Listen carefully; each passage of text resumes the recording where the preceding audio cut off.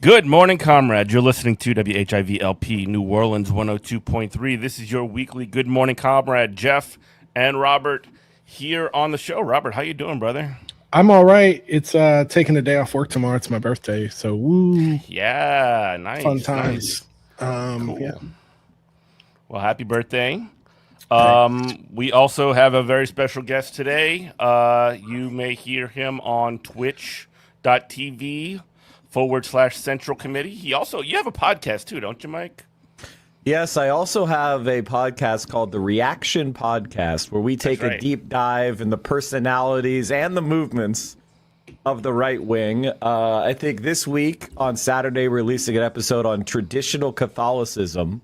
Where I don't know if you saw that the Pope recently excommunicated 200,000 far-right Catholics. I am so for that. I have throwing it down. Pope bringing down a hammer. Anyway, Michael from Pennsylvania. Mike from PA is joining us on the show. Yeah. Well, So check out the Reaction Podcast wherever podcasts are at. Obviously, I have my stream, and you can hear me at various places. Welcome, and you are also the author, along with Jay Ryder, an article in Geese Magazine. DSA's MPC votes against all-member polling, raising the question, what does democracy look like? Before we get to the question of democracy, which we may or may not get to, it's surrounding, and she's become one of the more controversial, for some reason, figures inside of DSA, Alexandria Ocasio-Cortez. So I guess tell us a little bit about what sort of motivated writing this article and what the sort of like dynamics are at play here. So the first thing I would say is I don't think that AOC is very controversial as far as the membership, the general membership of DSA goes. Online posters, more or less.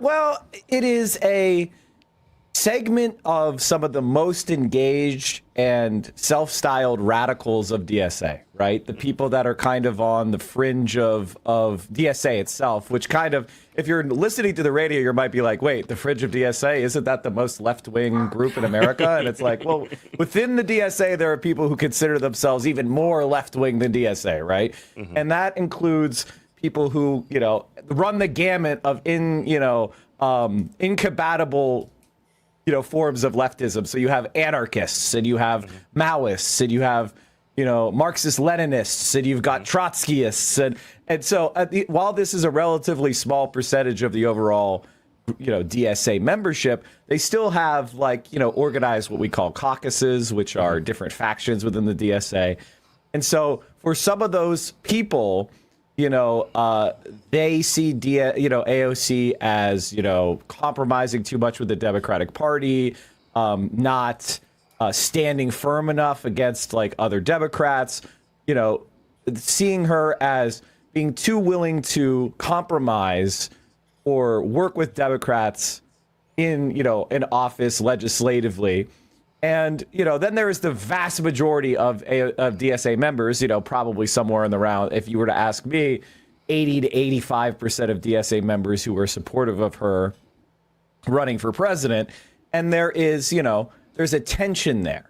And on the National Political Committee, there are caucuses who are, it's not that they're anti-AOC, it's just they want to go through certain procedures and get certain commitments, and they're kind of slow walking the process of endorsing her for president versus, those radicals I just discussed who don't want to endorse any presidential candidate at all.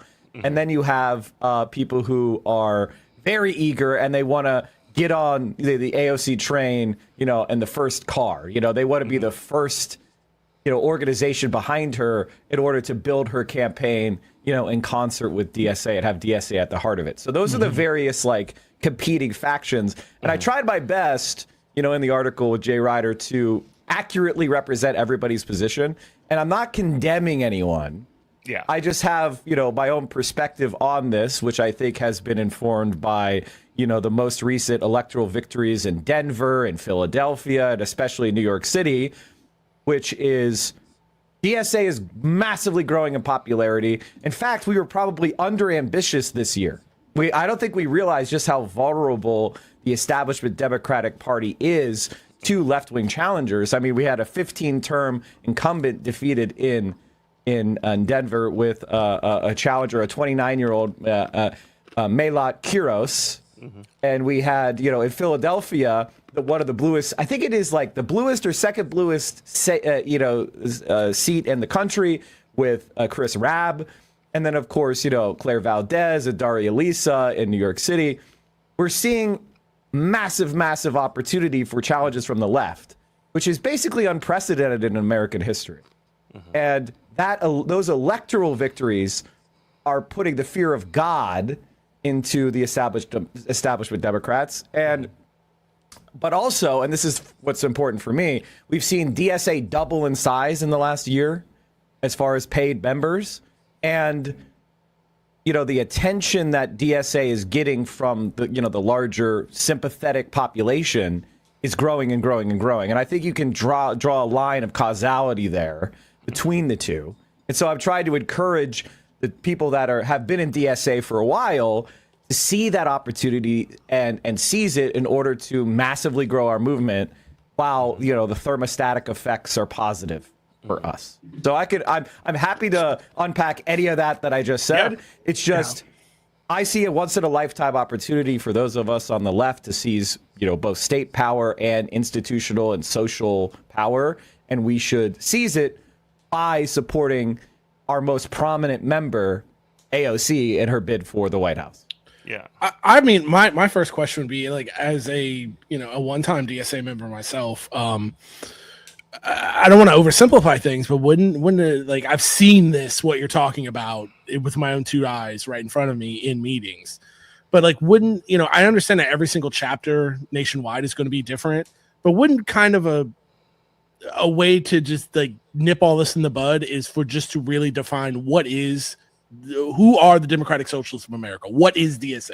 Because is it an organization where we're going to do mutual aid? Is it an organization like the PSL where we're like, I don't know, where we're just going to run somebody every now and then, but we're really kind of soft organizing for some kind of, amorphous revolution? And I don't mean that in any kind of a derogatory way, but or is this an organization to run candidates for political office? Because it cannot be all things to all people. And like, just wouldn't answering that just like put an end to all this? Well, I think the answer to that is that, DSA self-defines itself as a multi-tendency, big tent socialist organization, So it intentionally is like, hey, are you on the left? Join this organization, and we are going to try every strategy, right? Like, some people, for example, want to turn DSA into a political party, but the thing about turning into a political party is there's different strategies for building a political party. Do we start our own party now called Democratic Socialists of America and start, trying to build our own ballot line and run as Democratic Socialists, in elections? Should we run as Democrats within the Democratic Party? Well, how should we do that, right? Should we run in the Democratic Party to destroy the Democratic Party and implode it and try to replace it, a la the Republicans replaced the Whig Party, the conscience Whigs, as they were called back then, which is, prior to the Civil War, there was a faction within the Whig Party that was abolitionist called the Conscious Whigs. And they wanted to, push the Whig Party to take an abolitionist position because the Democratic Republican Party, also known as the Democrats today, was pro-slavery. And ultimately, the Whig Party refused to take a position on the most important issue of politics in the day and therefore imploded. And that's where we got the Republican Party. So, that, not to get too much into the weeds here, what I'm trying to say is that DSA is a multi-tendency organization, and it comes to these questions with the perspective of experimentation. We don't know what the right answer is to re-promote the left, like grow the left in America. So let's just say yes and. We'll try that. We'll try running in Democratic primaries. There are some DSA chapters, for example, in Rhode Island, they're running a candidate for state legislature as an independent, right? As we all know, there's a big push for running people in Democratic primaries. There are third-party DSA members that are on the city council in the Working Families Party in Philadelphia, where they have successfully won. seats, outside the Democratic Party. So there is a bunch of different strategies that are being tried. As far as I'm concerned, I don't think it's a bad idea to try all those things, right? Mm-hmm. But I do think, and this is, from my perspective and the perspective reflected in the article, you should look and see what works. You should try things and then measure, right? And then when you see things that are causing big, gains, you should try to replicate those gains, right? And other things, it's not that they're not working necessarily, but they may not show the same growth as a different strategy. And so personally, listen, I love DSA. It's incredible. The growth has been amazing over the last year. But right now we have approximately 120,000 members, which is about the same size as Allentown, Pennsylvania, which is an amazing city, third largest city in Pennsylvania, distant third largest city in Pennsylvania. Okay. I think our organization should be focused on growth, in introducing ourselves to the American people, bringing in as many people as we can to build this kind of alternative to the status quo, which is building a left-wing political machine nationwide that could offer a significant political threat to the establishment Democratic Party, which has largely been in the pockets of, corporations since the early 90s. And when we have this, DSA planting its flag all over the country, it will build a left-wing politics that is actually relevant to regular people. So, I hope I answered everything. Yeah, no, absolutely. I do find, and again, this is going to be a little bit in the weeds, but I'm going to zoom out for a quick second. But a lot of this debate, I suppose, that is happening around the whether or not to endorse AOC is also like extremely procedural in a way that has been that's I find to be like not super productive. I think it takes the eye off of the ball of what the matter at hand is, which is what we've seen be successful in places like New York City and Philadelphia and Denver, which has get that ground level access to a campaign. Start with the campaign as it's being born and make yourself integral to that campaign so that when you get that victory, you can say that's a big skin on the wall. We claim that victory because we were a part of it. And if there is a months-long process that goes on to essentially delay that engagement with said campaign, and you get on towards the end, essentially you're going to be, I guess, treated as such as well. Yeah, I mean, listen, like as I said before, I am in favor of institutional and organizational celerity or dexterity, which is another way of saying being able to make decisions and commit to them quickly.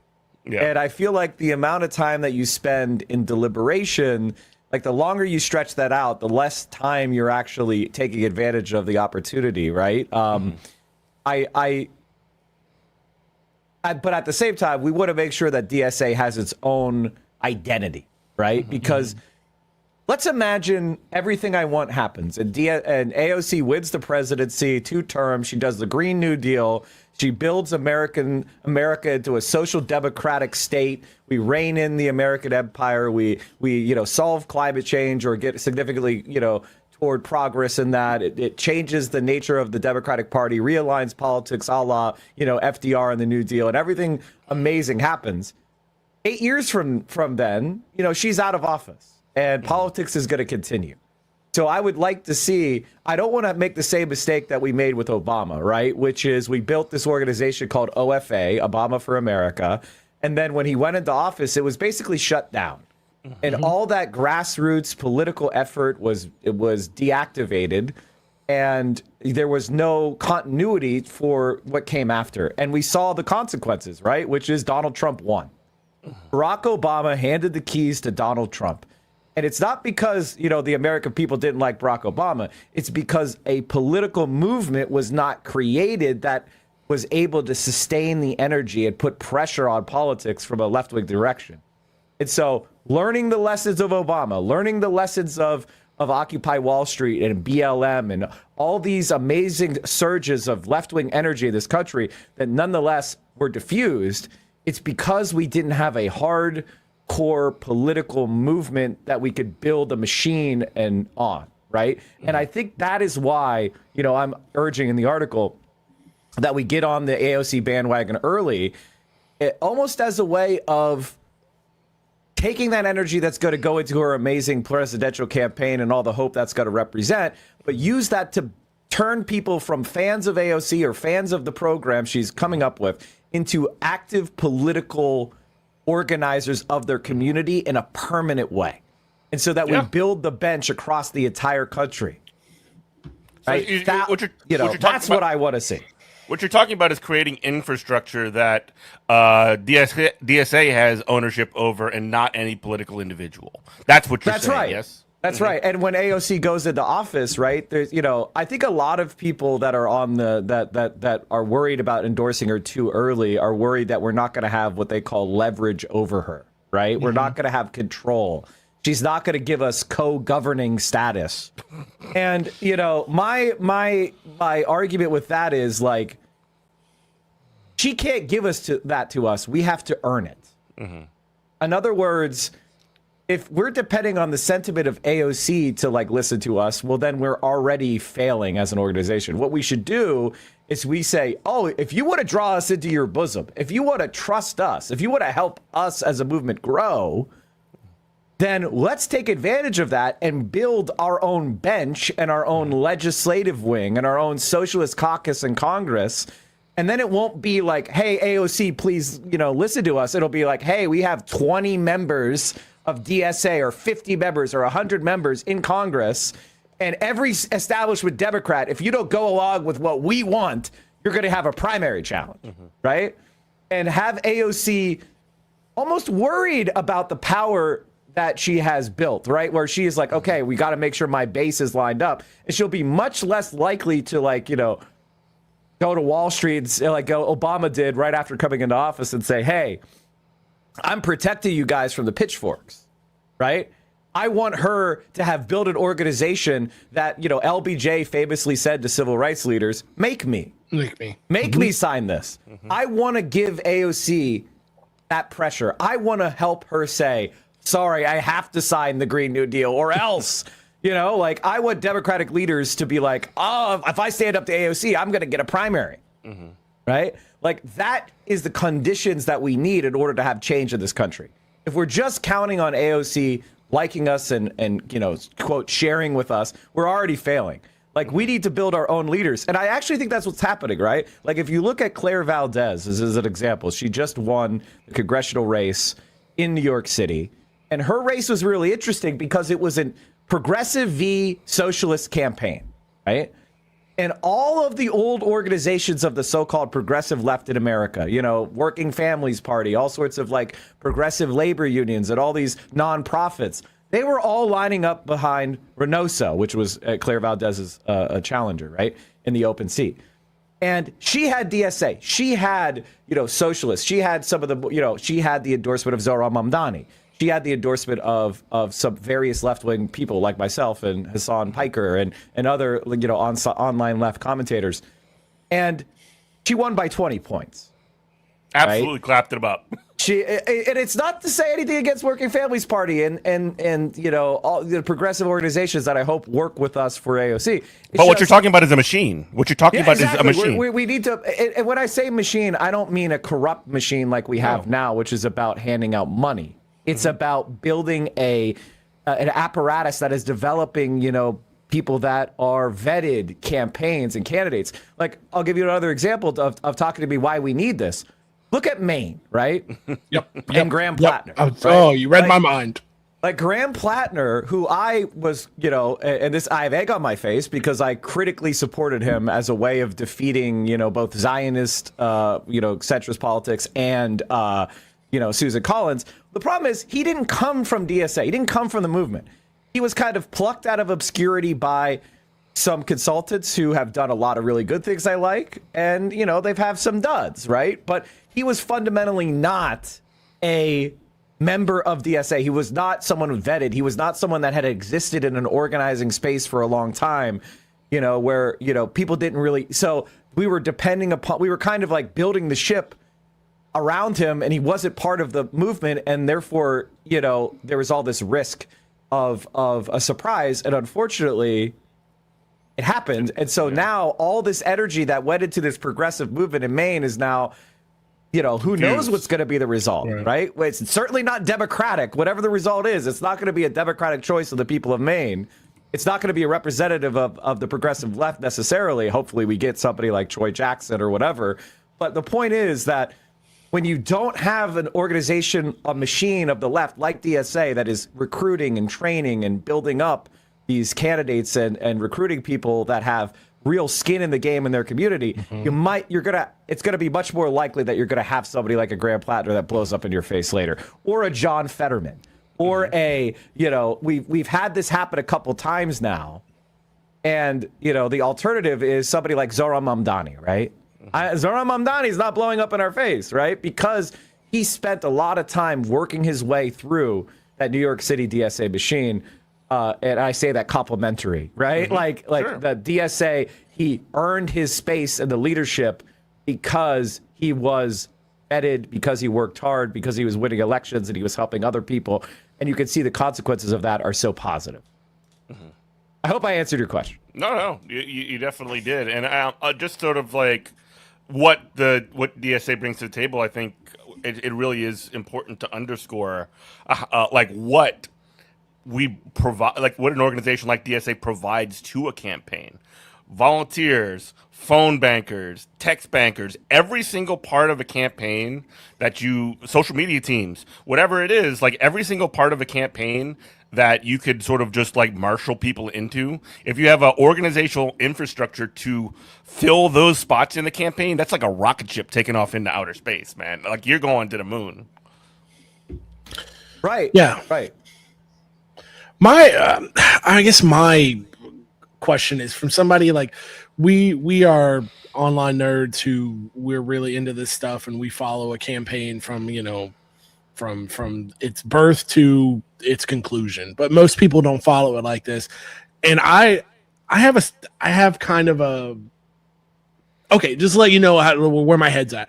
I don't really believe in electoral politics anymore. And this is from a guy who I was a delegate for Bernie Sanders.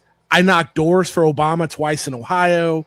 I don't, but I vote in every single stupid election that is city, state, and federal that I'm eligible to, because it's like the way I see it is, this is the biggest return on investment for the smallest time commitment possible. Right. And what kind of breaks my brain is with an organ, and I'm not talking about the DSA or PSL or DSA or anybody on the left as a organization. I mean, like the actual rank and file members, it's like they can't walk and chew bubblegum at the same time. And it's like, if you want to like organize for all this other stuff, just go take 5 minutes and vote for the best person in the election and get back to work. It's like, no, I'm doing all this, so I cannot participate in electoral politics. And I'm like, I don't understand where that mindset comes from. And like, how do we change that on a level? Like, I know people like the John Brown Gun Club, and these guys can tell you they got beans and rations and bullets and everything else saved up. And I'm like, cool, let's go vote. Nah. And I'm like, all right. Well, why? Okay, so there's a lot of things that and I hope I didn't interrupt, but no, you're good. I'm sorry. Like this is an important point, because I'm going to try to land this plane, because there's a lot of moving parts. Not to mix metaphors. There's a lot of different things going on, but okay, the first is like conversation of faith in electoral politics or reformism or revolution or all these other things. These are purely theoretical discussions that have no bearing on altering the material reality around us, right? So why do I advocate for participating in electoral politics? The answer is pretty straightforward, because regular people care about it. Mm-hmm. And in communication and persuasion, which is the job we're trying to do, we're trying to build this consciousness of a multiracial working class movement to reorient our politics around the interests of regular human beings, not just the elite, right? That's the nature of what we're trying to do. Well, so regular people, and this is even more important, all aspects of our society are controlled by these politicians and the state. Now, the question of electoralism or reformism versus revolution is, how much can we push the state in our direction through participation in society, right? Like, that's really the question you're asking. And the answer is quite a bit, actually. A lot more than you would think. And also, there's a risk of not doing it, which is allowing fascism to consolidate power, right? So capitalism is in a moment of crisis. The United States is in a moment of crisis. Our relative power in the world is declining. There is an emerging power of China, right? And it is offering an alternative system. And it is growing in economic strength. And so the United States, its position as a hyperpower is in crisis. Like, our capitalist class is worried that they're not going to be able to control the world anymore. And so there is the risk of fascist retrenchment. There is a risk of, we can all see these flock cameras going up and these data centers popping up. We all don't want the data centers, right? Nobody's voting for these things, yet they're being built everywhere with our money, with our federal money. And where did that come from? Did you vote for that? Did anyone campaign on that? No, they didn't. But yet it's happening because the richest people in our world want it to happen, and they're overriding our will. And the thing is, we have power. And the state, we can win these elections. We could order these questions. We could change the way that the direction of policy is going, and also prevent, like, actual really bad shit from happening. Oh, excuse me. Bad stuff. From happening. And so that's number one. Number one is, if we don't do it, the fascists are going to have unrestrained power to suppress us. Flock cameras, Palantir, drones, AI. God knows, AI, the way that they're planning on using that to try to control the debate. I mean, they're deplatforming people for dissent, right? Mm-hmm. They're threatening to deport people because of their political views, right? Something that didn't exist. Billionaires abroad. Right. Right. And then, okay, so that's number one, which is, like, just straight up. First of all, we have to do it, because if we don't, it's going to go in the hands of really bad people. And the second question is just for the perspective. Second point that I talked about which is persuasion. Right. When I run for Congress, I am and I'm winning. Say I win a Democratic primary. I am now going to federal office. Everybody is forced to deal with that. It is not something that could be ignored, right? The Democratic Party probably needs that vote to maybe get Speaker of the House. So they're in a position where just the structure of our government requires you address this person. And so everything they're saying is now a serious point that has to be talked about. And we're talking about billions and billions of dollars of material earned media from Zohran Mamdani, right? From him winning the mayor's race in New York City, everybody in the entire world is now talking about DSA and democratic socialism. It is now a topic that everyone has to reckon with, and all of our political system can no longer ignore it and suppress it. They have to address it. And furthermore, if he's successful, which I don't know what the opinion of your audience is, but the opinion of New York City residents is that he has been an outstanding mayor. And so, and when every time he delivers on some promise, no matter how small, people start to have faith in their own power, right? And it defeats a certain type of apathetic cynicism.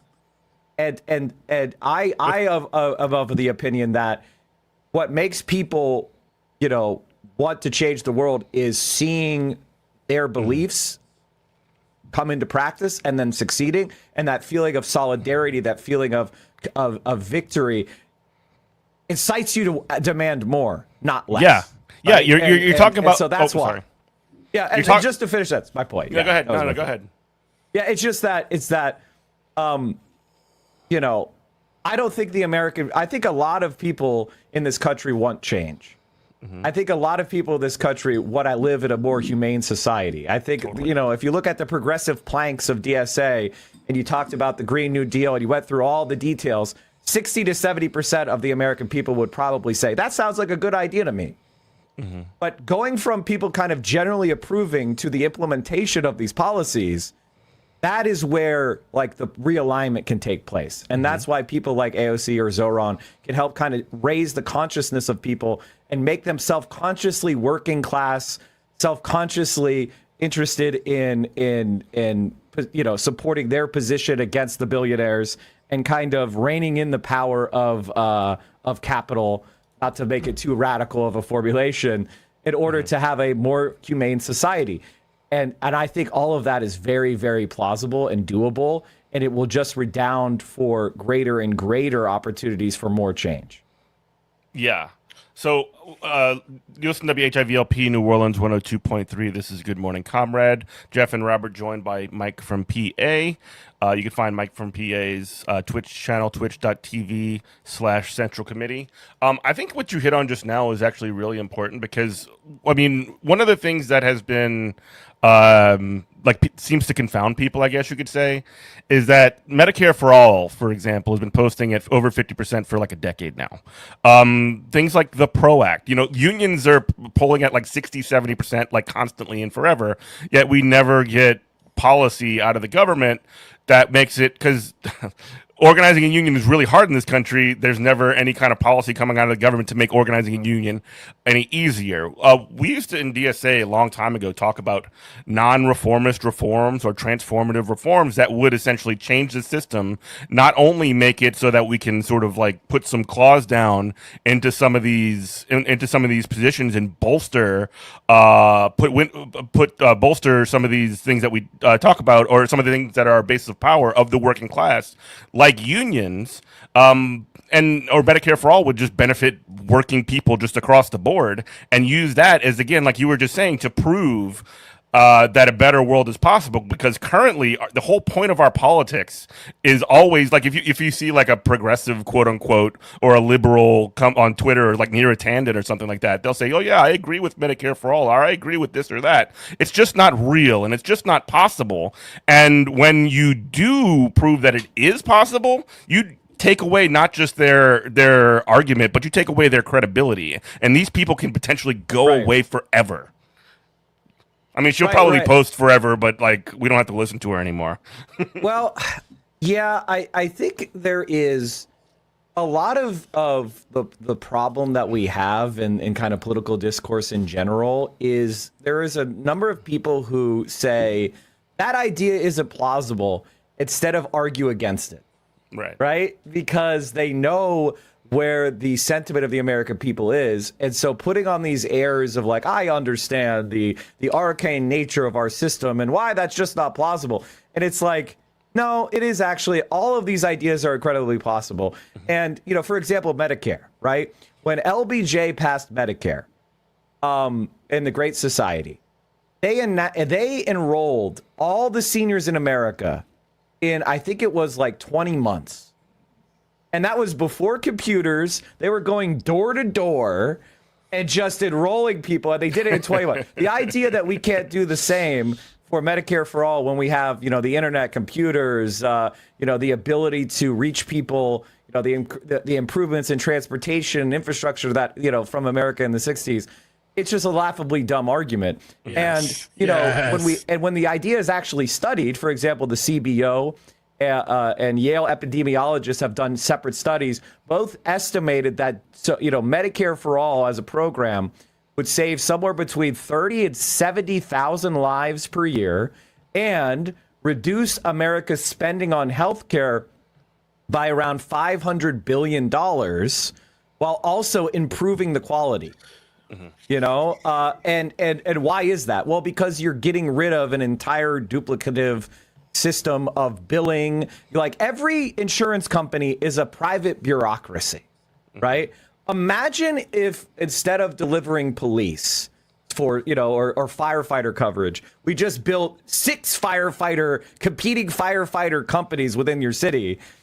The amount of additional cost that would, impose on your system would make it so much less efficient, and that's what we have. We have infinite number of private bureaucracies because insurance companies do not provide care; they provide financing for care. In order to do that, they have to bill, and they have to, they have to compete on various coverage methods and styles, and they have to, they'll have doctors that deny care, or they'll have, and all of this duplication results in trillions of dollars of waste.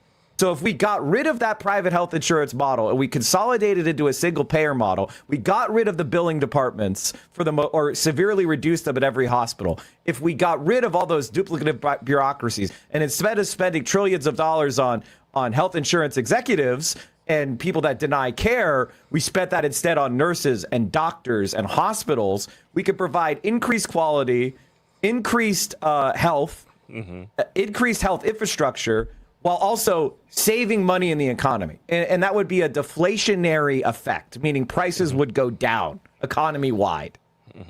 So save lives, prices go down, quality goes up. Why aren't we doing it? Well, because there is a group of people that are making trillions. And they have a vested interest in protecting their racket. Right? Yeah. So they use the money that they steal from you to not provide care to buy politicians. And so there's good news. We can vote them out. And we are, and that is why a president, a run like AOC can work. And here's the thing about America. We've done it before, right? We created programs like Social Security, like Medicare, like, the EPA, as much as they've been degraded since, Ronald Reagan, all the, a lot of these things, some of them are still around. Even though we've had 40 years of attempts to get rid of them, they still persist and they're still providing those services. So we have won these fights before, in American history. So to say it's impossible is silly because we've done it before. We've had the civil rights movement. We have won before. It's just a matter of lining up the belief with action and accountability for those that fight us. Yeah. And so we've been kind of learned helplessness. So it's a matter of time that everybody who's listening takes personal responsibility and stop giving themselves permission to do nothing because it sounds hard. Yeah. Right. Yes. When AOC launched her campaign in 2018, because she was, she was a bartender who worked on Bernie Sanders' campaign as a field organizer, who had an economics degree from BU, and she decided to challenge, I think he was like the number 3 or number 2 member of the Democratic Party leadership. Crowley. That was impossible, and that was crazy. But then guess what? She won. Like that, anybody reasonable looking at that would have said to you, this is not going to work. And yet it did. And I think that we saw that again this year. Like the biggest impediment we have as a country right now is this kind of doomerist cynicism and learned helplessness. And that is why our society is falling apart, because all of us have been convinced that we can't win before anybody even really, truly has tried. No, 100%. Like, I'm just grinning into your ear because Jeff has heard me. Fine. I'm sorry. You're 100% fine. It's fine. But no, I'm grinning ear to ear because Jeff has heard me say this a million times, and anybody who's ever is like, I'm a Marine Corps veteran. Like, you can't tell me from Medicare for All doesn't work because I had it when I was in the Marine Corps. Like, the government has figured this out. They've just figured it out for a warrior class, and for a warrior caste. And it's like, this is the same country. You're telling me how much I'm supposed to love America and I'm supposed to, love it or leave it, but this is the same country that we put a man on the moon when we had less technology. That's what's in your cell phone. We can kill anyone from across the planet.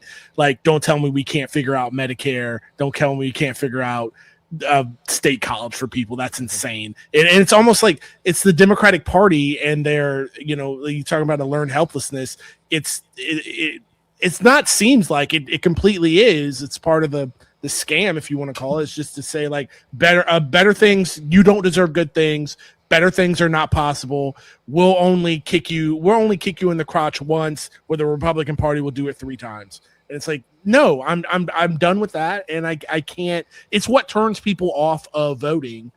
And it's why, like, in my opinion, the Democratic Party needs to be taken over. Like, it cannot exist. It needs to be completely dismantled, taken over, and just stripped for parts by DSA or whoever. Fine. Well, if you don't mind, I mean, obviously, I have an opinion on this. Like personally, personally, I've experienced the immense corruption of the Democratic Party machines, and I can give you examples if the audience is interested. But for example, in Omaha, Omaha, Nebraska has what they call the blue dot, right? Which is a left-leaning district surrounding the largest city in Nebraska, Omaha. And there was a progressive by the name of Kara Eastman who won a primary, and the former Democratic representative went and endorsed the Republican. I think his name is Bacon, right? Or in Pennsylvania's first district, which is Bucks County, there was the grandson of FDR's vice president, a guy by the name, I think is Bob Wallace, right? He had massive opposition by the Democratic Party. And again, Kara Eastman, Bob Wallace, they lost their races by like 1%, 2%, incredibly close. And they found themselves getting stabbed in the back. You have an example of Buffalo, India Walton, Buffalo, right? Where she wins the primary and then they run as a sore loser campaign. Andrew Cuomo in New York City, where he got absolutely destroyed in the primary and ran a sore loser campaign. It worked in Buffalo with India. It failed with Zoran spectacularly. Excuse me.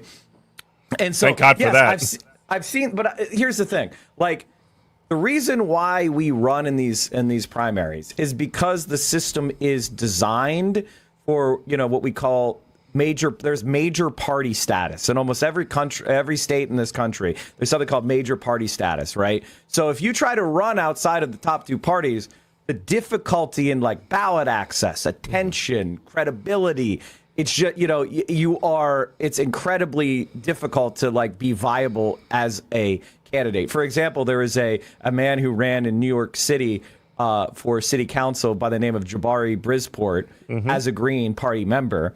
And he ended up getting around 30% of the vote, right? Which for the Greens is amazing, but he lost, right? And the next year he decided to run for, state Senate against a IDC member, which I don't want to get down into the weeds, but they were people who ran as Democrats and then caucused with Republicans in the New York State Senate. If you've never heard of that, it's because when the Democratic Party centrists work against their own party to help Republicans, it is kept quiet in the national media. Okay, they are very comfortable with that kind of thing happening. And so when Jabari ran as a Democrat, he won the primary, and now he's been a successful member of Democrat state politics as a DSA member, as a socialist at office. And so the reason why we do it is purely tactical, right? And if you look at the polling, people are open, especially self-described Democrats. They are open to our ideas. They're open to democratic socialism. They're open to leftism. They're just focused like a laser on defeating the right. And you know what? After experiencing Donald Trump, are they wrong? I think defeating Donald Trump and defeating the right is absolutely where our priority should be. So, the reason why I've been saying, if we have the opportunity to win Democratic primaries, if they can't stop us, then we might as well take advantage because of, the way our system is designed. Democrats have an advantage. And 2, the Democratic base voters are open to it. And 3, defeating Republicans is the goal, right? Defeating the right is the goal. So we could do all 3 at once.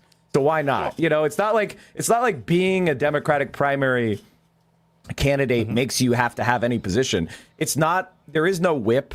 They can't withdraw the whip. They can't stop you from being the nominee. The only thing that matters is you got more votes in the primary. Therefore, you are the nominee. The Democratic Party is what we say it is. So let's take advantage of that.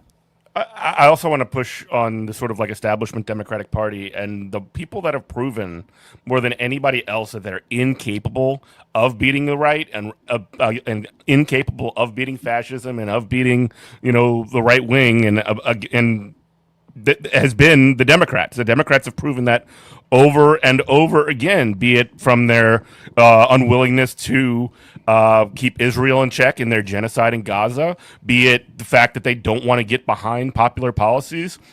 that people want, be it the fact that they are, I mean, the fact that they're the most annoying nerds ever that just like focus on procedure as opposed to pushing for things that would actually benefit people's lives. So, and again, like part of the imperative for pushing for someone like AOC or pushing for this democratic project more broadly is the fact that the best way to beat the right wing is our politics. And this is why when you see, you know, Democrat aligned media, they're not having people like a Sheik or Grace or any of these people from DSA, but they are showing up on right wing media, on Fox News, because the right wing thinks that it'll just create chaos internally, which is an opportunity for us to get our message out as well. Yeah. I mean, I think that we should all talk about what the Democratic Party really is, versus. Yep. I think the thing is it can get confusing when you talk about this stuff because there's a political science definition of a political party. There is the way that political parties operate in, say, parliamentary systems, and then there is the kind of really interesting coalitional type of party that America has, and the primary system, which is pretty unique in the democratic world, right? So in our country, we form coalitions prior to the general election, right? Whereas in other countries, there would be a Green Party and a Socialist Party and a Communist Party and a Liberal Party and a Conservative Party and a right-wing party and a Fascist Party. There would be all these different parties, and they pick their candidates, right, in kind of a smoke-filled room, and they run, right? They get nominated, and the members pay money to join the party, right? And they give dues to their party, and the party could kick you out, in a kind of centralized way. That's not the way it is in America. So when people talk about we need to form this party or that party, it's not really how it functions. And in the United States, so it's not like other countries. So when we talk about running as a Democrat, all we're really talking about is taking that statutorily beneficial, a ballot position. It's not like we have to accept, Zionism, or we have to accept, anti-Medicare for all. There is no policy you have to have and be a Democrat. That's just not true. So when we have a ideological disagreement with the the right wing centrist Democrats, okay, that doesn't affect us in any way. And in fact, it might even be an advantage because when you think about politics and voting in general, if you win a primary, you're kind of eliminating that centrist Dem off of the general election ballot as a choice. So it becomes a lesser of two evil question for people that are maybe to our right, which is do you prefer democratic socialism of AOC, Zoran, Bernie Sanders, or do you prefer the MAGA fascism of Trump? And you kind of force a coalitional pressure on people that are slightly to our right to kind of force them a little bit to the left. And so that's electorally and ideologically to our advantage, right? And so that's why I think running in primaries is, as currently constituted, is a no-brainer, because why wouldn't you? If you can win, then you should. And so, what is the Democratic Party really? And this is the thing that I think gets really down in the weeds, and I apologize to the listeners, but I think it's necessary to talk about, which is it's really an incumbent protection racket combined with a class of people that live primarily in District of Columbia who are consultants.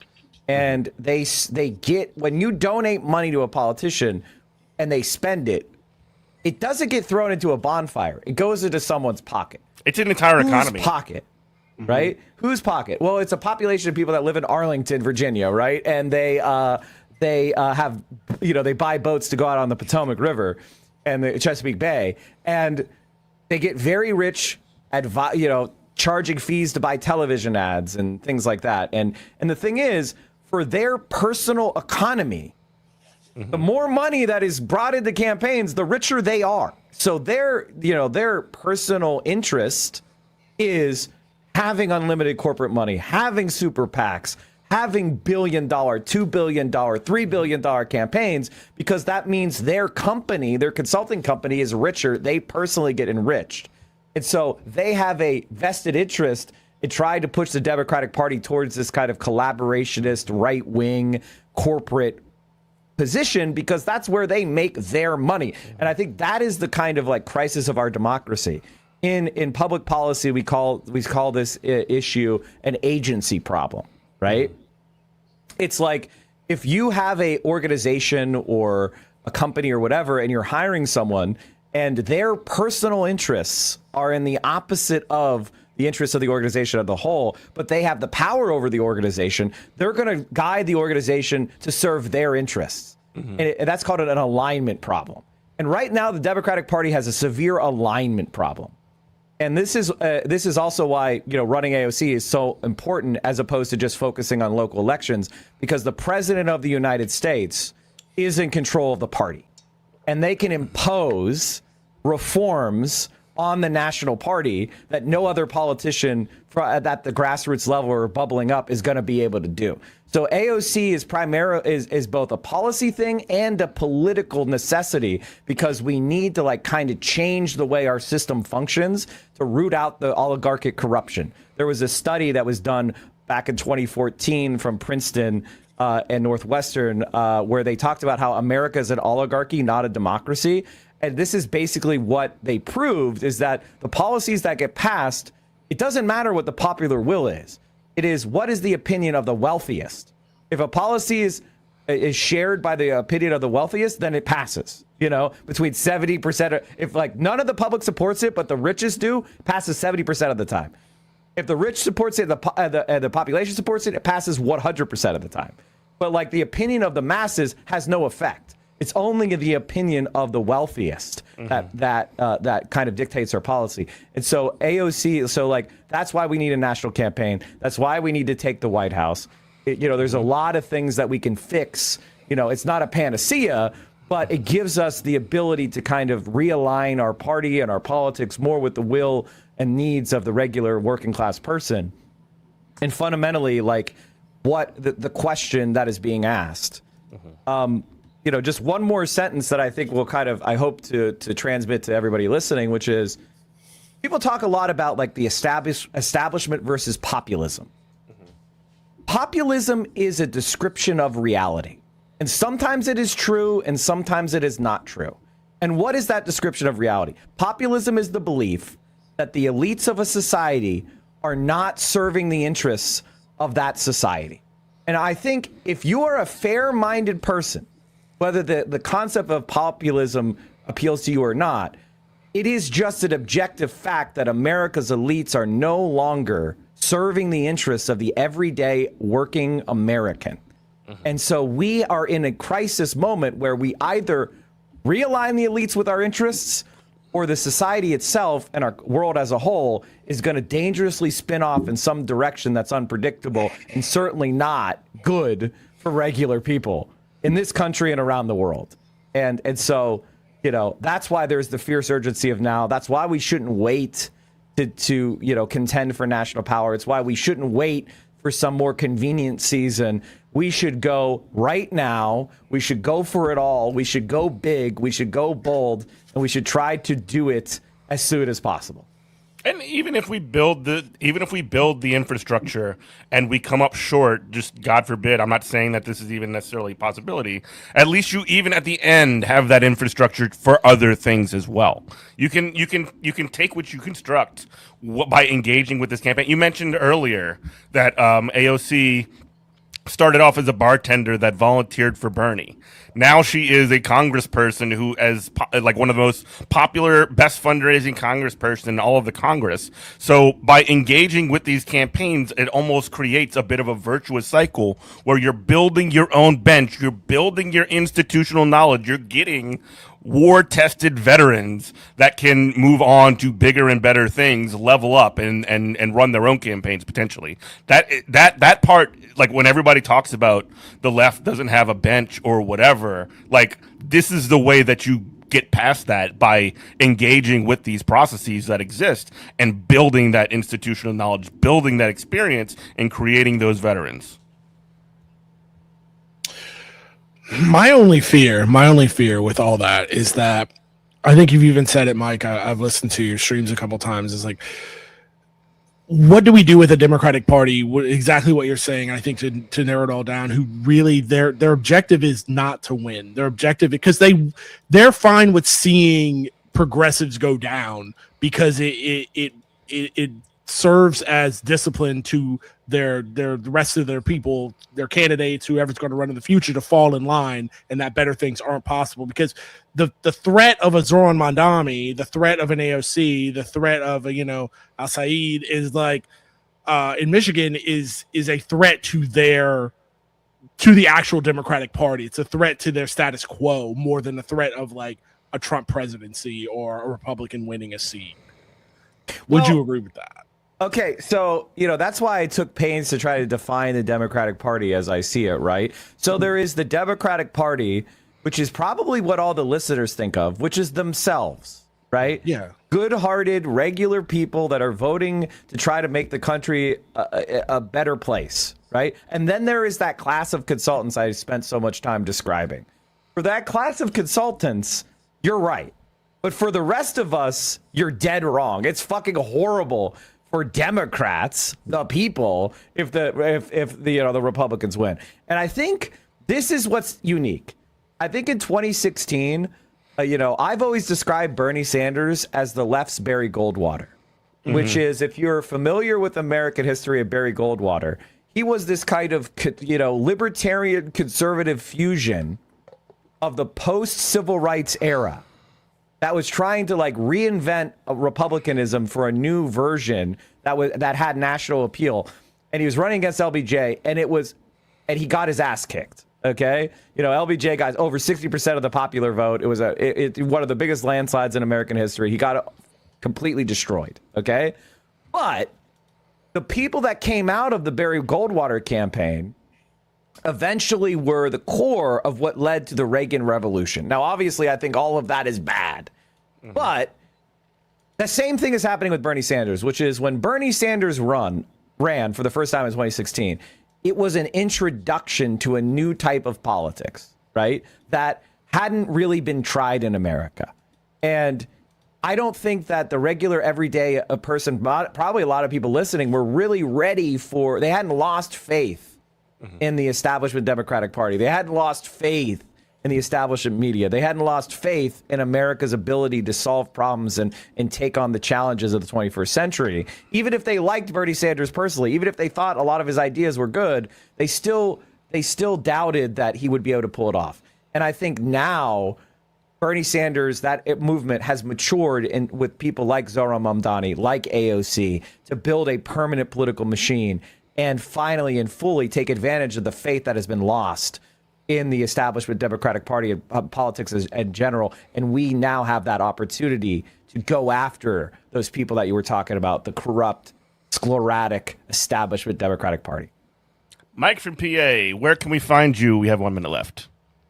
You can find me. I am a live streamer. I stream on twitch.tv/central_committee on twitch.tv every morning, which is 10 a.m. Eastern, 7 a.m. Pacific, starting every morning for 5 hours. You can also get me the Reaction podcast wherever podcasts are broadcast. And you'll see me out on the streets as well.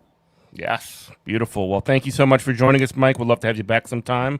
And thank you to everyone for listening. This is Good Morning Comrade. Listen to us every Monday morning at 10 a.m. On WHIVLP New Orleans 102.3, and find us on all of our stuff. GoodMorningComrade.com. Thank you. We love you. Bye-bye.